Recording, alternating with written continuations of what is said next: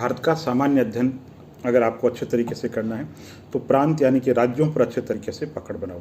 जैसे एक दिन आप तय कर लो कि उत्तर प्रदेश जो है उसके बारे में जानकारी रखनी है, लेकिन जब उत्तर प्रदेश के लिए जानकारी जनरल स्टडी के रूप में रखनी है तो आपको गहराई में नहीं जाना है। तो आप कोई भी प्रांत तैयार करो तो उसमें देख लो कि उसको 3 टुकड़ों में बांट लो। प्राचीन काल में उसका बहुत बड़ा महत्व हो, मध्यकाल में बहुत बड़ा महत्व हो, या आधुनिक काल के अंदर कोई बहुत बड़ा स्वतंत्रता सेनानी हुआ हो। स्वतंत्रता सेनानी का मतलब सिर्फ राज्य की दृष्टि से महत्वपूर्ण नहीं होना चाहिए, ऐसे राष्ट्रीय महत्वपूर्ण किरदार जिनका पूरे देश के अंदर राष्ट्रीय आंदोलन के अंदर बहुत बड़ा योगदान है, उनको तैयार कर लीजिए। इसके अलावा हर राज्य के लोक नृत्य हो गए, लोक नाट्य हो गए, है ना, और सिंगर हो गए बहुत बड़े जिन्होंने पहचान बनाई चित्रकला के अंदर, मूर्ति कला के अंदर, स्थापत्य कला के अंदर, संगीत कला के अंदर। हर राज्य की कोई न कोई विशेषता होती है, तो विशेषता है आपको अच्छे तरीके से आनी चाहिए। तो ये तो बात हो गई इतिहास और कला संस्कृति। इसी दृष्टि से हर राज्य के अंदर आर्थिक दृष्टि से अगर बात करें तो बड़े उद्योग धंधे होते हैं, तो आपको पता होना चाहिए कि उस राज्य के अंदर बड़े उद्योग धंधे कौन कौन से हैं।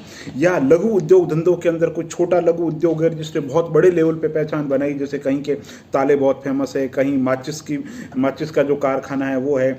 इसके अलावा बड़े जो उद्योग है, कहीं सूती वस्त्र उद्योग है, कहीं चीनी उद्योग है, कहीं टेक्सटाइल उद्योग है। तो बड़े बड़े जो उद्योग के कारखाने हैं वो आपको अच्छे तरीके से आने चाहिए। और इसके साथ ही भारत के मानचित्र के अंदर समस्त जो प्रांत है उनकी लोकेशन क्या है, कहाँ पर स्थित है, और उनके पड़ोस के अंदर कौन से राज्य लग रहे हैं, है ना, पड़ोसी स्थिति क्या है, या किसी दूसरे देश के साथ में उनकी सीमाएं लग रही है, तो ये अच्छे तरीके से आपको मालूम होनी चाहिए।